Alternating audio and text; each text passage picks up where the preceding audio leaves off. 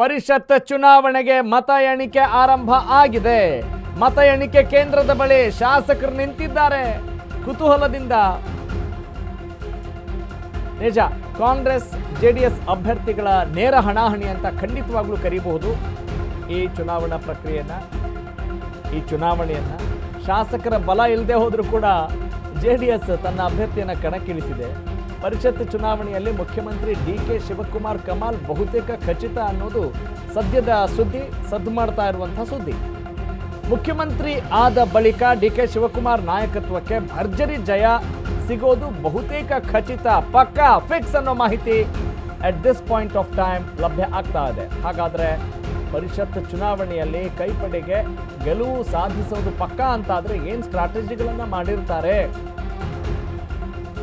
ಯಾಕಂತ ಹೇಳಿದ್ರೆ ಎಲ್ಲರನ್ನೂ ವಿಶ್ವಾಸಕ್ಕೆ ತೆಗೆದುಕೊಳ್ಬೇಕ್ರಿ. ಆ ವಿಶ್ವಾಸ ಅಂತಿದೆಯಲ್ಲ, ಅದರಲ್ಲಿ ಬರೀ ವಿ ಮತ್ತು ಶ್ವಾಸ ಎರಡೂ ಇದೆ ನೋಡಿ. ವಿ ಅಂದರೆ ಇಂಗ್ಲಿಷ್ ವಿ ಅಂತ ಅಂದ್ಕೊಳ್ಳೋಣ. ನಾವು ಆಗಿದ್ರೆ ಮಾತ್ರ, ಯುನಿಟಿ ಇದ್ರೆ ಮಾತ್ರ ಆ ಶ್ವಾಸಕ್ಕೆ ವಿಶ್ವಾಸ ಸಿಗುತ್ತೆ. ಅಂದರೆ ಕಾನ್ಫಿಡೆನ್ಸ್ ಅಲ್ಲಿ ಅವರು ಇರ್ತಾರೆ. ಒಂದು ಆರಾಮದಾಯಕವಾದಂಥ ಕಂಫರ್ಟ್ ಝೋನಲ್ಲಿ ಇರ್ತಾರೆ. ಬಿಡ್ರಿ, ನಮ್ಮದೇ ರಾಜ್ಯಭಾರ ಹೆಂಗಿದ್ರು. ಅಫ್ಕೋರ್ಸ್ ಇದು ವಿಧಾನಸಭೆಯ ಚುನಾವಣೆ ಥರ ತುಂಬ ಜನಸಾಮಾನ್ಯರಿಗೆ ರೋಚಕವಾದಂಥ ವಿಚಾರ ಆಗಿರೋದಿಲ್ಲ. ಆದರೆ ಮೇಲ್ಮನೆ ಅಂತ ಹೇಳಿದಾಗ, ಪರಿಷತ್ ಚುನಾವಣೆ ಅಂತ ಹೇಳಿದಾಗ ಸಂವಿಧಾನದ ಅಡಿಯಲ್ಲಿ ಯಾವ ಪ್ರಕ್ರಿಯೆಗಳನ್ನು ಫಾಲೋ ಮಾಡಬೇಕು ಅಂದರೆ, ಇಲ್ಲಿ ರಾಜಕಾರಣದ ಮಸಲತ್ತು, ಸವಲತ್ತು ಅಥವಾ ನೀವು ಏನೇ ಸ್ಟ್ರಾಟಜಿ ಅದು ಮಾಡಿದರೂ ಕೂಡ ಸಂವಿಧಾನದ ಅಡಿಯಲ್ಲಿಯೇ, ಸಂವಿಧಾನದ ಆಶಯದ ಪ್ರಕಾರವೇ ಈ ಪ್ರಕ್ರಿಯೆಗಳು ನಡಿಬೇಕು. ಅದು ನಡೀತಾ ಇದ್ದಾವೆ. ಓಕೆ, ಇದರಲ್ಲಿ ಕುದುರೆ ವ್ಯಾಪಾರ ಬಹಳ ಸದ್ದು ಮಾಡ್ತಾ ಇರುತ್ತೆ ಈ ಮೇಲ್ಮನೆ ವಿಚಾರಕ್ಕೆ ಅಂತ ಬಂದಾಗ.